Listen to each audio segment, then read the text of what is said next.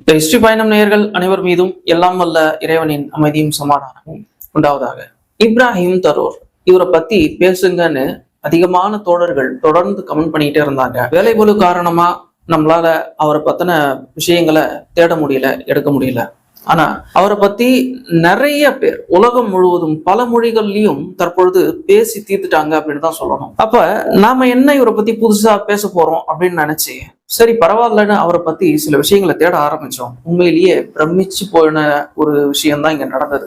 அந்த அளவுக்கு மனுஷன் பல விஷயங்களை பார்த்திருக்காரு. அதாவது ஒரு நாட்டுடைய குடிமக்களை வழி நடத்தக்கூடிய ஒரு தலைவன், ஒரு நாட்டை மறுகட்டுமானம் செய்யக்கூடிய ஒரு தலைவன், ஏற்கனவே ஒரு வலுவா இருக்கக்கூடிய ஒரு சித்தாந்தத்துல இருந்து தவறி இன்னொரு சித்தாந்தத்தின் மீது நம்பிக்கை வைத்து போகக்கூடிய அந்த ஒரு நிகழ்வு இருக்கு பாருங்களேன். அது ஒண்ணு போதும் அவருடைய அந்த மன உறுதிக்கு. நம்ம ஏன் இதை சொல்றோம் அப்படின்னா, இப்ராஹிம் தரோரை பொறுத்த வரைக்கும் அவர் ஒரு நாட்டுடைய தற்பொழுது ஒரு ஜனாதிபதி, ராணுவ புரட்சி மூலியமா ஆட்சியை பிடித்தார் அப்படின்னு சொன்னாலும் கூட அந்த நாடு ரொம்பவும் வறுமையுடைய கோர பிடியில இருக்கு.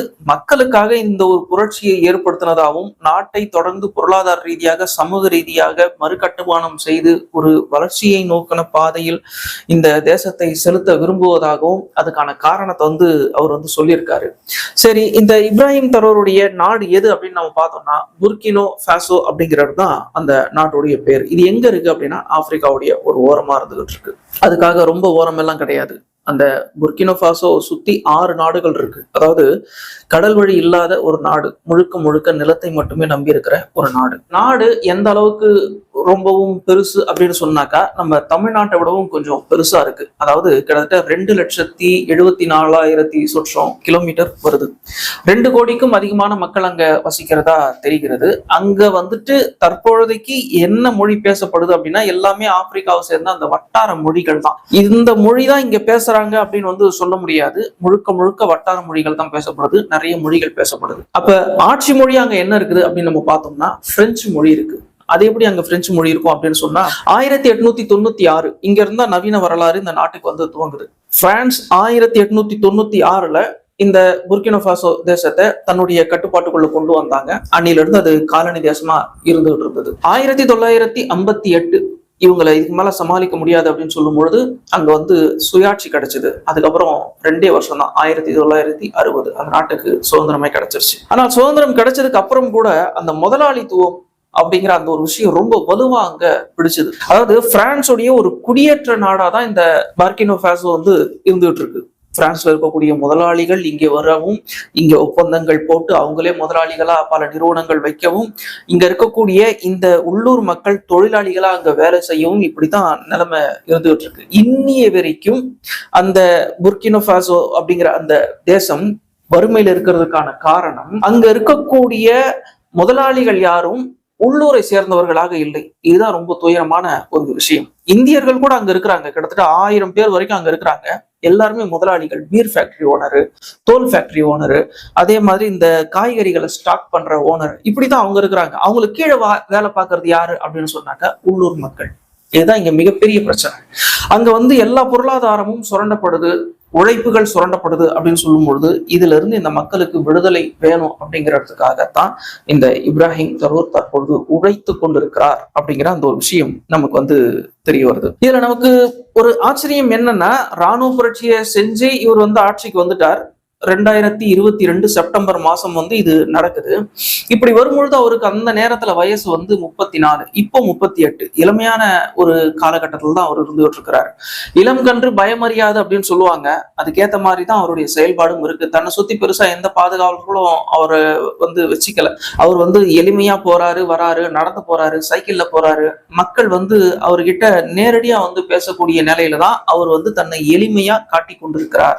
இது போக அவர் இப்போ உள்நாட்டு மக்களுக்கு ரொம்பவும் உற்சாகம் கொடுக்கக்கூடிய வகையில் பல நடவடிக்கைகள் எடுத்துக்கிட்டு வர்றார். விவசாயத்துல, அதாவது ஒரு விவசாய பூமி அப்படி இருந்தும் கூட அந்த மக்கள் பசி பட்டினியோட இருக்கிறாங்க. காரணம் இந்த முதலாளித்துவம். இப்ப இப்ராஹிம் வந்து என்ன பண்ணிருக்கிறாரு அப்படின்னா, விவசாயத்துக்கு முன்னுரிமை கொடுத்து பல விஷயங்களை வந்து அவரு முன்னெடுத்திருக்கிறாரு. அந்த மக்களுக்கு உரம் வேணுமா கொடுக்குறோம், விதை வேணுமா கொடுக்குறோம், நிலத்தை உழுறதுக்கு கருவிகள் வேணுமா, வாகனங்கள் வேணுமா, இல்ல கால்நடைகள் வேணுமா, எல்லாத்தையும் கொடுக்குறோம்னு கொடுத்து கொடுத்து கொடுத்து இன்னைக்கு விவசாயத்துல புரட்சி எந்த அளவுக்கு வெடிச்சு செதறி இருக்குது அப்படின்னு சொன்னா ஆச்சரியமா இருக்கு.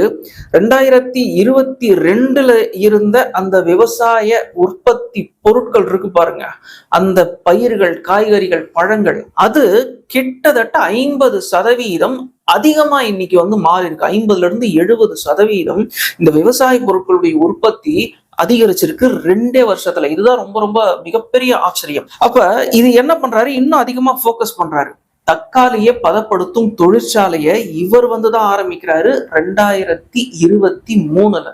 அதுக்கு முன்னாடி வரைக்கும் அப்படி ஒரு தொழிற்சாலையே அங்க இல்லைங்கிறது தான் ரொம்ப கொடுமையான ஒரு விஷயம். அப்ப இதுக்கு முன்னாடி இருந்த ஆட்சியாளர்கள் எல்லாரும் எப்படிப்பட்டவங்களா இருந்திருக்கிறாங்க அப்படிங்கிறது இது மூலியமாவே நம்மளுக்கு தெரியுது. அவங்க அந்த வெளிநாட்டு நிறுவனங்கள் கிட்ட இருந்து பணத்தை வாங்கிக்கிட்டு இவங்க ஒப்பந்தத்தை போட்டு இதை நீ வச்சுக்கோ, இதை நீ வச்சுக்கோ அப்படின்னு இவங்க உரிமைகளை பூரா வெளிநாட்டு நிறுவனங்களுக்கு கொடுத்துருக்காங்க. இப்ப முதல் முறையா ஒரு தக்காளி பதனிடப்படுற ஒரு தொழிற்சாலையை மனுஷன் கொண்டு வர்றாரு அப்படின்னு சொன்னா எந்த அளவுக்கு அங்க இருந்த முதலாளிகள் மேலை நாடுகள் கிட்ட விலை போயிருக்கிறாங்க அப்படிங்கிறது தெரிய வருது. அந்த நாட்டுடைய வளங்கள் வந்து ரொம்பவும் அபரிமிதமானது. வறுமையில இருக்கக்கூடிய ஒரு நாடு தான். அமெரிக்காவுடைய $1 ஈக்குவல் எவ்வளவு அப்படின்னா கிட்டத்தட்ட 550 ரூபாய்க்கு மேல போகுது இந்த பர்கினோ ஃபாசோவுடைய நாட்டுடைய காசு. அப்ப அந்த அளவுக்கு இவங்களுடைய பொருளாதாரம் விழுந்திருக்குதுதான். அதுக்காக அது வளம் இல்லாத நாடு இல்ல, விவசாய வளம் மட்டும் இல்ல, பூமிக்கு அடியில ஏராளமான இருப்புகள் இருக்கு. தங்கம், மேங்கனீஸ், அப்புறம் செம்பு, காப்பர், இது போக இந்த லைம் ஸ்டோன்னு சொல்லுவாங்க இல்லையா, அதாவது சுண்ணாம்புக்கள், அதெல்லாம் அபரிமிதமா இருக்கு. உள்ள இருந்து இப்ப எடுத்துக்கிட்டு தான் இருக்கிறாங்க. ஆனா வெளிநாட்டு நிறுவனங்கள் ஒப்பந்தங்கள் போட்டு எடுத்துக்கிட்டு இருக்கு. அந்த சுரங்கத்துக்குள்ள போய் கஷ்டப்பட்டு உசுறு கொடுத்து வேலை செய்யறது யாருன்னா உள்ளூர் மக்கள். அவங்களுக்கு தினக்கூலி தான். அந்த கூலியை வச்சுக்கிட்டு அவங்களுடைய வாழ்க்கைய கீழ்நிலை மக்களாத்தான் அந்த பொருளாதாரம் சார்ந்து அவங்களால இருக்க முடியுதே தவிர நடுத்தர வர்க்கமா கூட அவங்களால மாற முடியலைங்கிறது ஒரு சோகம். ஆனா இந்த இப்ராஹிம் தரூர் இப்போ என்ன பண்ணிருக்கிறாரு அப்படின்னு சொன்னாங்க, தங்க சுரங்கங்களை இவர் புதுசா தோன்றாரு. ஏன்னா ஏற்கனவே இருக்கிற தங்க சுரங்கத்தை வந்து இப்ப கையகப்படுத்த முடியாது, ஒப்பந்தம் போட்டிருக்கிறாங்க. அப்ப அவர் என்ன பண்றாருன்னா நியாயமா நடந்துக்கிறாரு. அது நீ எடுத்துக்க, ஒப்பந்தம் போட்ட மாதிரி அப்படின்னு விட்டுட்டு புதுசா தோண்டக்கூடிய தங்க சுரங்கங்கள் இருக்கு பாருங்க, இதுல இருந்து வரக்கூடிய சுத்திகரிக்கப்படாத தங்கங்கள் எல்லாமே இப்ப வெளிநாடுகளுக்கு ஏற்றுமதி கிடையாது. இங்கேயே எல்லாத்தையும் நம்ம பியூரிஃபை பண்ணுவோம் அப்படிங்கிறாரு. என்ன காரணம் தெரியுமா? இவங்க தங்க அந்த சுரங்கத்துல தோண்டும் பொழுது அந்த மண்ணோட சேர்ந்து வருது பாருங்க அந்த தங்கம். அந்த தங்கத்தை மண்ணோட சேர்ந்தே வெளிநாடுகள் வந்து எடுத்துட்டு போறாங்க. அந்த மண்ணுடைய விலைக்கு எவ்வளவு கொடுமையான ஒரு விஷயம் பாருங்க. அப்ப அங்க இருந்து எடுத்துட்டு போயிட்டு அந்த மண்ணுல இருந்து தங்கத்தை பிரிச்சு அவங்க பெரிய அளவுல லாபத்தை பார்த்துடுறாங்க. இப்ப இவர் என்ன பண்றாருன்னா, இதுக்கு மேல நாங்க இப்படி பண்ண மாட்டேன் அப்படின்னு சொல்லிட்டு தங்கத்தை இங்கேயே சுத்திகரிப்போம் அப்படின்னு இங்கேயே ஆலைகள் வச்சு மக்களுக்கு வேலை வாய்ப்பையும் ஏற்படுத்தி கொடுத்திருக்கிறார். அதே மாதிரி நம்மள மலைக்க வச்ச ஒரு விஷயம் அது என்னன்னா, இந்த காலத்துல ஒரு நாட்டை நிர்வாகம் செய்யக்கூடிய ஒரு தலைவன் இப்படி ஒரு முடிவை எடுக்க முடியுமா அப்படின்னு நம்ம திரும்ப திரும்ப யோசிக்க வச்ச ஒரு விஷயம். உண்மையிலேயே அது உண்மையான்னு கூட நம்ம தேடி பார்த்தோம். உண்மைதான். அது என்ன அப்படின்னா, உலக வங்கி இருக்கு பாருங்க, வேர்ல்டு பேங்க், அங்க இருந்து நான் கடன் வாங்க மாட்டேன் அப்படின்னு முடிவு எடுத்துட்டு இருக்காரு. அதே மாதிரி IMF இருக்கு பாருங்க, இன்டர்நேஷனல் மானிட்டரி ஃபண்ட், இங்க இருந்தும் நான் கடன் வாங்க மாட்டேன் அப்படின்னு முடிவு எடுத்திருக்கிறார். இவரு எப்ப இந்த நாட்டுடைய ஆட்சியை தன்னுடைய கட்டுப்பாட்டுக்குள்ள கொண்டு வந்தாரோ அப்போதுல இருந்து இனி வரைக்கும் வெளிநாட்டுல இருந்து ஒரு பைசா கூட கடன் வாங்கல அப்படிங்கிற ஒரு விஷயம் உண்மையிலேயே ஆச்சரியம். ஏன்னா பல நாடுகள் மனித வளங்களை வைத்து கொண்டு தன்னுடைய நாட்டு மக்களுக்கு சாப்பாடு கூட போட முடியாம உலக வங்கியில போய் நிக்கிறாங்க, IMFல போய் நிக்கிறாங்க. பல உலக நாடுகளுடைய தலைவர்கள் கிட்ட ரூமை மூடிட்டு காலில் விடுறாங்க. இதுதான் நிஜம். ஆனா இவர் என்ன பண்றாருன்னா, நீங்க உங்களுடைய உலக வங்கியுடைய கடனும் எனக்கு தேவையில்ல, இந்த IMF உடைய கடனும் எனக்கு தேவையில்ல, அதை வாங்கிட்டு அதிகமா நான் வட்டியை தான் கட்டணும், அதனால என்னால என்ன முடியுமோ இதை நான் செஞ்சுக்கிறேன் அப்படின்னு முடிவெடுத்திருக்கிறாருன்னு சொன்னாக்க இது எவ்வளவு பெரிய ஒரு விஷயம் பாருங்களேன். உண்மையிலேயே இவரை பத்தின விஷயங்களை தேட தேட ஆச்சரியமா மட்டும் இல்லை, அப்படியே புல்லரிக்குது. என்னடா அது, இப்படிப்பட்ட ஒரு ஆளுங்க வந்து இன்னைக்கு உலகத்துல இருப்பாங்களா அப்படின்னு. இப்ராஹிம் அப்படிங்கிற இந்த பேரை கேட்கும் பொழுது பல பேருக்கு என்ன நினைப்பாங்க அப்படின்னா, இவர் வந்து ஒரு முஸ்லீம் அப்படின்னு நினைப்பாங்க. இவர் பிறப்பால் ஒரு முஸ்லீமா இருந்தாலும் சிந்தனையால் இவர் வந்து ஒரு வலதுசாரி சிந்தனையாளர், அதாவது கம்யூனிஸ்டா தான் இருக்கிறாரு. ரஷ்யாவுடைய சப்போர்ட்டை வந்து அவர் கேட்கறதுக்கு காரணமே அதுதான். ரஷ்யா, சீனா, கொரியா இது மாதிரியான நாடுகளுடைய ஆதரவை வந்து அவர் கேட்கிறார். முதல் முறையாக ரஷ்ய அதிபர் புதின் அவர்கள் வந்து அவருக்கு அழைப்பு விடுத்து மரியாதையாக தன்னுடைய பக்கத்தில் அமர வைத்து ஒரு மிகப்பெரிய கௌரவத்தை கொடுத்திருக்கிறார் உலக அரங்கில் இந்த இப்ராஹிம் தரூருக்கு புதின் அவர்கள். இதெல்லாம் வரவேற்கப்பட வேண்டிய ஒரு விஷயங்கள். தன்னுடைய நாட்டை மிகப்பெரிய அளவில் வளர்ச்சி பாதையில் கொண்டு போக வேண்டும் அப்படிங்கிறது தான் இந்த இப்ராஹிம் தரூருடைய ஒரு நோக்கமா இருக்குது. இதனாலேயே அவர் எடுக்கக்கூடிய பல தராலடி முடிவுகள் மக்களால வரவேற்கப்படுகிறது. ஆச்சரியமா இருக்கு. தவிர ஆப்பிரிக்கால இருக்கக்கூடிய அந்த குறிப்பா அந்த நாட்டு மக்கள் வந்து அவருக்கு என்ன சொல்லி அழைக்கிறாங்க அப்படின்னா ஆப்பிரிக்காவோட ஷேக்வேரா அப்படின்னு தான் சொல்றாங்க. அந்த பேருக்கு அவர் தற்போது வரை பொருத்தமானவராகத்தான் இருக்கிறார் அப்படிங்கிறது பார்த்தாலே தெரியுது. இந்த புர்கினோ ஃபாசோ நாட்டுடைய மதம் என்ன அப்படின்னு பாத்தீங்கன்னா பெரும்பாலான மக்கள் வந்துட்டு முஸ்லிம்களாக இருக்கிறாங்க. கிட்டத்தட்ட 63% மக்கள் வந்து முஸ்லிம்கள். மீதியானவர்கள் யார் அப்படின்னா கிறிஸ்தவர்களா இருக்கிறாங்க.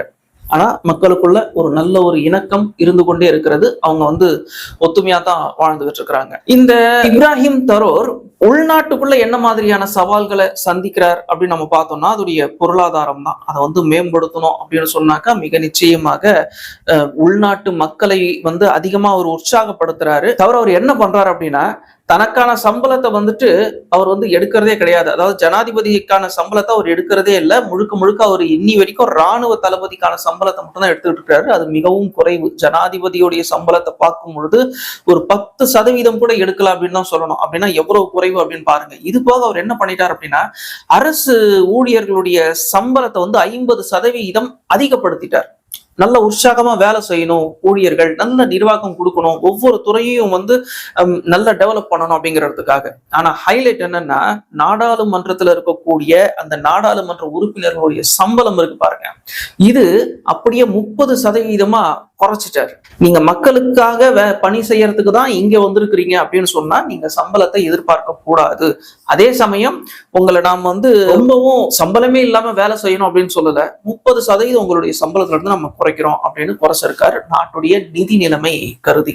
இப்படி பல விஷயங்களை இவர் செய்யறதுனால மிகப்பெரிய அளவுல மக்கள் கிட்ட ஒரு வரவேற்பை பெற்றிருக்கிறார் இந்த இப்ராஹிம் தரூர். இது போக உள்நாட்டுல சமூக ரீதியான ஒரு பிரச்சனையும் அவரு சந்திக்க வேண்டியிருக்குது. என்ன, நாட்டுடைய சில பகுதிகளில் தீவிரவாதம் தலைவிரித்து ஆடுது.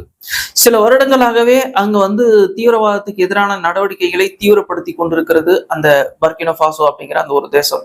இவர் வந்தும் அது தொடருது அப்படிங்கிறது தான் இங்க வேதனையான விஷயம். மிக நிச்சயமாக இந்த ஜியோ பாலிட்டிக்ஸை அறிந்தவர்களுக்கு தெளிவாக தெரியும். நம்ம பல வீடியோக்கள்ல சொல்லியிருக்கோம், ஒரு இடத்துல ஒரு தீவிரவாதம் நடக்குது, மிகப்பெரிய அளவுல தீவிரவாதிகள் வந்து தாக்குதல் நடத்துறாங்க அப்படின்னு சொன்னா அவங்க கிட்ட இருக்கிற ஆயுதங்களை கவனிங்க. அவங்க கையில இருக்கக்கூடிய ஆயுதங்கள் யாரோடதோ அந்த நாடு தான் அவங்களுக்கு அதை சப்ளை பண்ணுது, அந்த நாடு தான் அவங்களை தூண்டி விடுது அப்படின்னு.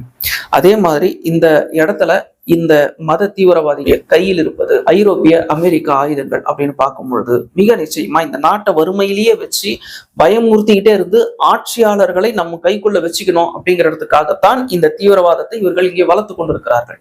ஆனால் இப்ராஹிம் தரூர் ஒரு இராணுவ புரட்சியாளராக இருப்பதால் இதை மிக சரியாக புரிந்து கொண்டிருக்கிறார் அப்படிங்கிற அந்த ஒரு விஷயத்தை இங்க நாம பார்க்கணும். சரி, இப்ராஹிம் தரூரால வெற்றி பெற முடியுமா அப்படின்னு ஒரு கேள்வி வருது இல்ல. ஏன்னா இந்த மாதிரியான விஷயங்கள்லாம் இந்த காலத்துல வந்து புதுசு.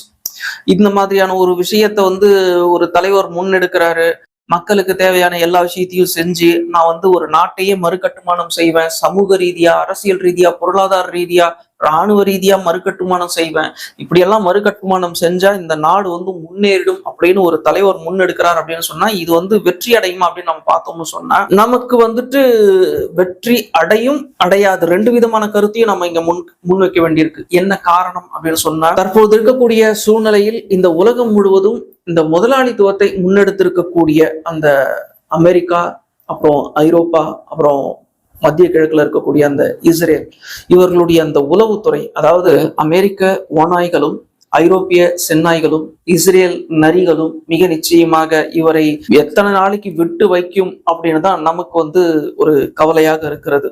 என்ன காரணம் அப்படின்னு சொன்னா ஒரு நாட்டுடைய வளங்கள் மட்டுமே இவர்களுடைய நோக்கம் கிடையாது. ஒரு நாட்டில் ஏற்படக்கூடிய அரசியல் மாற்றம், அதை தொடர்ந்து வரக்கூடிய அந்த வளர்ச்சி வந்து மற்ற நாடுகளிலேயும் மிகப்பெரிய தாக்கத்தை ஏற்படுத்தி விடும் அப்படிங்கிறதுக்காகவே எந்த நாட்டிலையும் இவர்கள் வந்துட்டு எந்த விதமான வளர்ச்சியும் இல்லாமல் பார்த்து கொள்வார்கள்.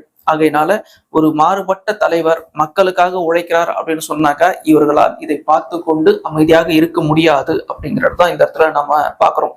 உதாரணத்துக்கு எகிப்துங்கிற ஒரு தேசம் கண்ணுக்கு தெரிஞ்சு அங்க வந்து மக்களாட்சி வந்தது மூர்சி அவருடைய தலைமையில 2011 நினைக்கிறேன். ஆனா என்ன ஆட்சிங்கிறது நமக்கு தெரியும். உடனடியாக இராணுவ ஆட்சி வந்து அந்த மூர்சிங்கிற அந்த தேர்ந்தெடுக்கப்பட்ட அந்த தலைவரையே வந்து அதுக்கப்புறம் விசாரணைங்கிற பேர்ல அவருக்கு வந்து மரண தண்டனையை வந்து பரிசா கொடுத்தாங்க. என்ன காரணம் அப்படின்னா எகிப்துங்கிறது ஆப்பிரிக்க நாடு, பிளஸ் அங்க இருக்கக்கூடிய மக்கள் அரபு பேசக்கூடிய மக்கள். ஒரு மக்களாட்சி கொண்ட அரபு தேசம் ஒரு முஸ்லீம் தேசம் உருவாயிடுச்சு அப்படின்னு சொன்னா அந்த தேசம் வெற்றி அடைஞ்சிருச்சு அதுல அப்படின்னு சொன்னா அதோடைய தாக்கம் ஒட்டுமொத்தமா மத்திய கிழக்குல பெரிய மாற்றத்தை ஏற்படுத்தும் அப்படிங்கிறதுனால அந்த தாக்கத்தை விரும்பாதவர்களால் இந்த ஆட்சி கவிழ்ப்பு செய்யப்பட்டது. இதே மாதிரியான விஷயம் இவர் மீதும் நடத்தப்படுமோ, பார்க்கினோ ஃபாசோங்கிற ஒரு தேசம் கவிழ்க்கப்படுமோ அழிக்கப்படுமோ அப்படிங்கிற கவலை தான் நமக்கு வருகிறது. வெற்றி அடைந்தால் சந்தோஷம்தான். பார்ப்போம் என்ன நடக்குதுன்னு. இறைவன் நாடினால் நம்ம அடுத்த பதிவுல சந்திப்போம். நன்றி நேயர்களே.